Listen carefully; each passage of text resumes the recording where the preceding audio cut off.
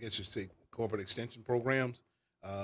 And I partner with Southern University College of Business, their economic and development for entrepreneurs and economic development group. And I wrote a program called Creating Sustainable Neighborhood Developers. And what it does is it is a 12 um, subject uh, item that we teach instructions and techniques on developing your neighborhood. Now, the beauty of the program is that it takes place in Southern University in Baton Rouge, but it's also virtual. Yes, explain that component. Yes, sir. Yeah, we found during COVID that we were more effective uh, reaching other markets in the state as well as across the United States, and in terms of the aspiring developers. And so we advertise on LinkedIn, through our Southern University systems pages for our potential or, like I say, aspiring students for the program. It is a 6 week program starting every Saturday, from 9 to 1. And you cannot miss but one Saturday in order to take the exam. There is an exam involved. When you get the exam and you're successful at it, you get a certification from the College of Business. At Southern University. And from Southern University College of Business and the EDA Center for Economic Development and Entrepreneurship. Now, in the program, I must have y'all listening audience know and understand that it is a very rigorous program. And but I like the fact that you mentioned that it's a 6 week course. You can only miss 1 week. It began already on March the 8th, and it's going through March through May 3rd. So if someone was to enter your program now, through my understanding, that they cannot miss any other Saturdays. So they have 1 week that they can miss. That's it. Yes, sir. That's correct. And unfortunately, we weren't able to get here last week because of Ash Wednesday and or the week before. But we still got 1 week. So it's 6 weeks. You can only miss 1 week in order to qualify to take the exam. Now, you still can get into the course. You can miss 2 weeks, but you won't be able to take the exam, and you can learn something while you're there. And always come back the following semester and do the full, 5 to 6 weeks. But it started March 8th, and we're going to open it for the listeners out in the greater New Orleans area to register for the program. And it's for 5 weeks, and we take off for Easter. And at the 7th week, you take the exam. And after that, you graduate, you get your certification. And what that certification does for you, when you have projects in terms of, like somebody just called me, former student, asked me, do I know a banker named in Lafayette, because of the fact that they want to put a duplex up there. And so that particular developer certification will help his application score a lot better. And will also help them in getting grants and loans. And when you apply for Yes. notice of funding availables for Louisiana Housing Corporation or any HUD or OCD type folks that let monies, mainly like municipalities, it also help you score better having one of these certifications, the Creating Sustainable Neighborhood Developers Program certification. Now, what I want to talk about as well is the individuals who teach the classes, because you have a wide variety of individuals who teach the classes, but they are all experts in their particular fields. That's correct. All our instructors who, by the way, been with us from day one, teach those classes. Some of them used to be deputy mayors in the city of New Orleans. Some of them run nonprofits, so they do housing development every day. So they teach fundamentals. We have architects that's been with the program that teach about design. So this particular person that has a duplex, got to get it designed, got to get the plans approved, get a permit. We teach you all those angles of what you got to do to get a project done. So that's some of those curriculum items. Another curriculum item is having license, insurance, knowing how to price it, estimate your project. So you want to be able to get a good feel for what the cost is before the contractor tell you first. You want to already know how to do that yourself. Absolutely. And also, you have testimonials from individuals who have gone through your program. They come back and talk about the value of it, why it's been so successful, why it is so needed and important in the community. That's right, including in New Orleans. We've had quite a few folks in the New Orleans area that have been to the program. Have one individual, a retired teacher, and a husband, a retired principal. They started teaching early, and so they retired in the 50s, and they always had a condo, and then they eventually bought their main home, but they were collecting rent, and needless to know, needless to say, they were edging to become neighborhood developers. So what they've done now is they've gone through our program.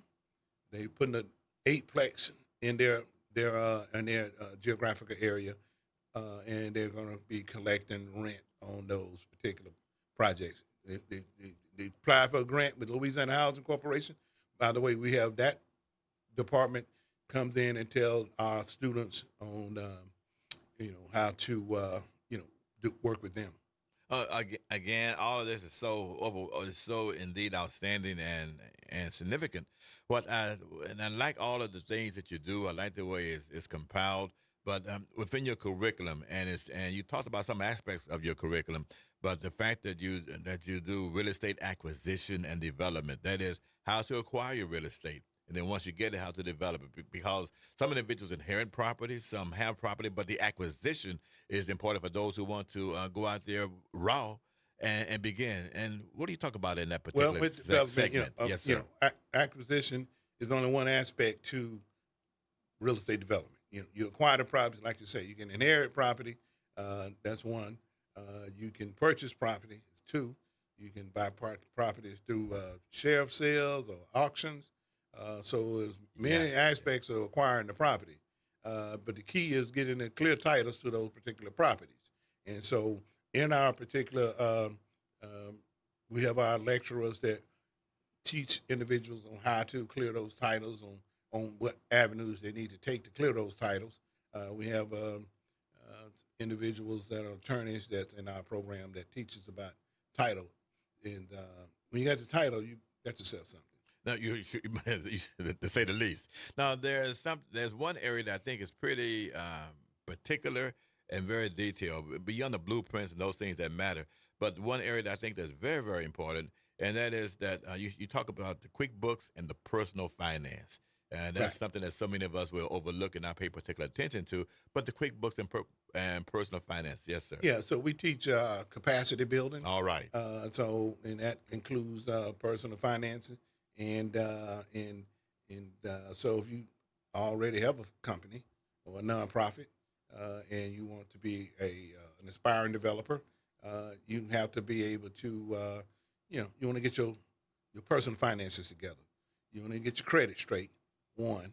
Number two, you want to be able to use that credit to your advantage in terms of getting funding for your particular project. So having your personal finances together, having all aspects of funding. So some funding folks, they don't hardly look at the credit that much. Some funding programs, if you will, but banks obviously they are going to look at it. You may have personal investors. You may have a rich uncle, your father-in-law, somebody that'll loan you the funds to get your project off the ground. It's we say in golf, it ain't how you drive, it's how you arrive. So Talk to me. when we get on it, when we get on dig dirt, start your project. And licenses, insurance, Right. wholly important. Now, licenses is one thing if you're a contractor. So some people say, well, I want to do it myself, and that's cool. And so we teach you how to, get the license.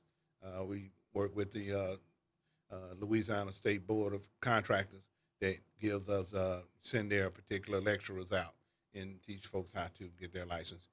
We have insurance, Agnes Andrews. By the way, the dean of the College of Business, his wife is Agnes Andrews. She's a very successful State Farm agency up there in Baton Rouge. Yeah, precisely. Now, there's one area that I know that you're highly involved in, and I think is among your many specialities, but in particular with the construction management.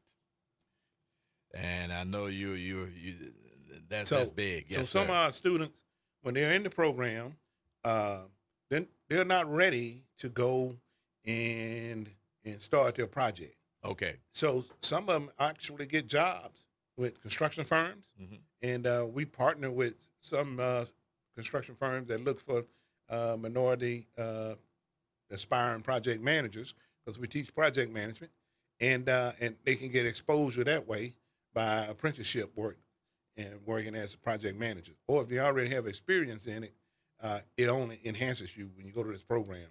To it only enhance your project management experience. Now, I want to talk about something as well before and come back to this at a certain point. But I want to talk about the BEAT program over at Southern University. And that program, the Business Entrepreneur Accelerated Program. Right, right. So And that BEAT program, and that's a separate and apart, but it's a program that is within the confine of the business of the College of Business.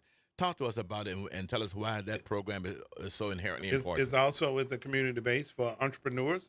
It is called the it's business entrepreneur and apprenticeship program, accelerator program that is. And what it does is it teaches the fundamental personal finances is one of them. It has a little more banking uh, uh, uh, courses in there, more than what we would have. It has a Okay. lot of more banking activities going on with several banks. It helps you with the personal credit. It helps you with business plans. It helps you with with websites, doing your business websites, and that they got one program kicking off in April. Now we have a website to register for this program, Creating Neighborhood Developers. That same website you can look for the future calendars for the BEAT program, which is So the there's a link there as well. So yeah, it should be a link with on your there site. for Okay. the Business Entrepreneur Accelerator program. Boy, there's a lot going on in Baton Rouge. There's a lot going on at Southern University A&M College. We see this, and especially in terms of business, in terms of, within the business school itself, and in terms of developing housing, and not just housing, but neighborhoods. Now, one thing I find for my purposes, you talk about sustainable neighborhood developments, and emphasize the nature of the sustainable part. Well, when I created my program, Creating Neighborhood Developers, Yes, sir. that's the nonprofit. Creating Sustainable Neighborhood Developers is a program that has consistency, a program where it's a model, and you use the model, your program can be more effective. For example, this individuals with the 8 apartment units, once they complete their project, they can reach out for other funding opportunities in the future and keep the sustainability going on by adding on to that inventory of 8 units. So one particular individual in our program, he has up to 60 units now. So he started out with about, I think it was 2 8-plexes and 16. Now he has a total of 60 right now. This I want you to do. We all know that we live in a very unstable environment right now, especially with respect to tariffs, with respect to grants and loans and banking itself. So, tell us, how does this unstable environment, or the environment itself with tariffs, all these sort of things that exist, how does it affect the program and affect what you do? Yeah, I notice a lot. They talk about we're going to cut here in government program. We're going to cut here over here in this program. We're going to raise tariffs and all. What I don't hear them talking about, don't hear them saying we're not going to loan any money. Don't hear them saying we don't have enough money. So you always got to find that the loop or the opportunity there.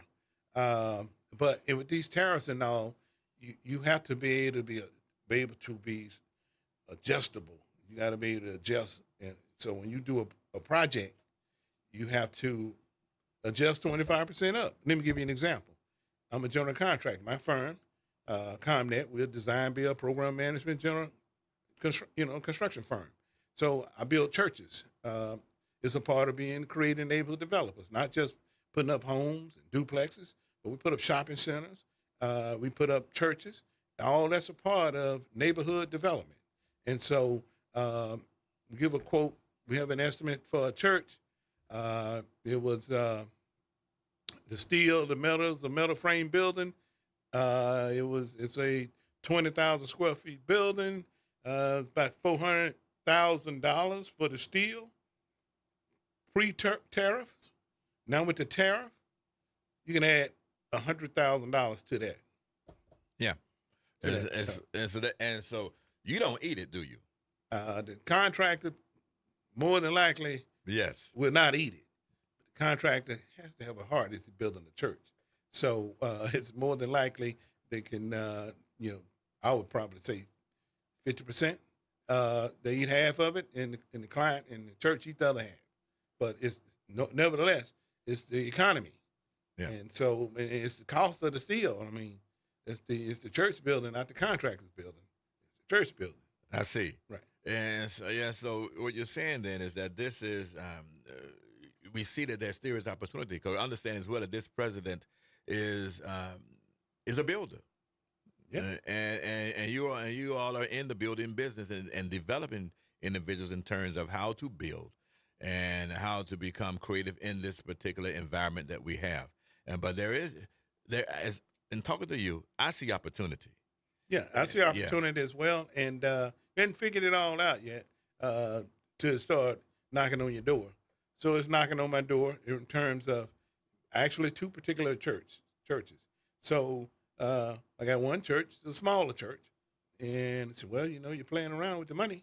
You need to start right now, and I can order that building for you if I had the money today. So you put pressure on you. Otherwise, if you struggle to get the loan from the bank, and your coffers from the donations from the your clergy, your members, more than likely should go ahead on and give that particular contractor those funds now to order that building. Otherwise, it's going to be 25%.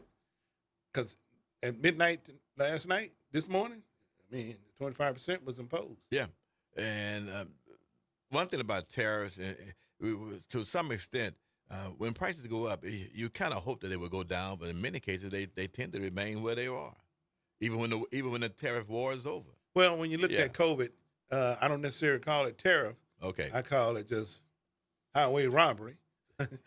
Lumber prices was up.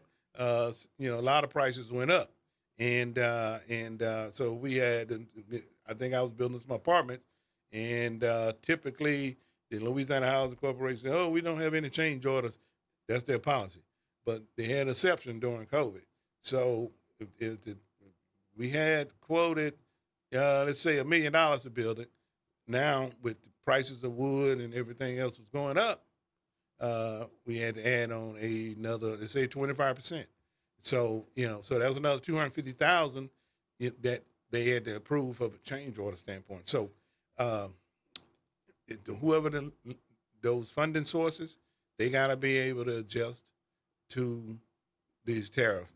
The bank is not, if you're getting your money directly from the bank. So what do you say to the students who want to enter the program in this particular economic and political environment? I say that steel is going up, Yes. but wood isn't going up. Yes. So when you're building, But lumber comes from much of Mexico, 30% of lumber we Yeah, understand is yeah, coming but out of Canada. but the tariff was put on, if I'm not mistaken, it was on steel and metal. and lumber.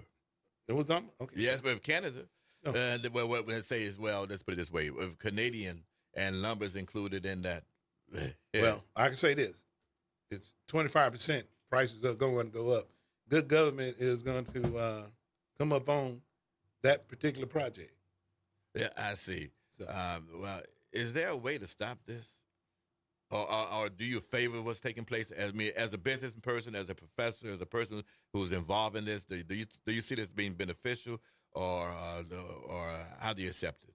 Yeah, as a business person, Yes, sir. and I've been around since 1998.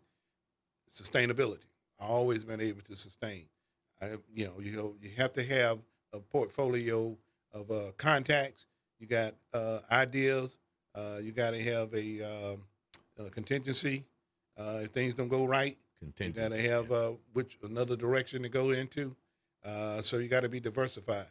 I wouldn't put all my eggs in one basket, or you have to have other skills. I'm an adjunct professor. I'm a landlord in one aspect. I do 5 or 6 different things will I generate revenue?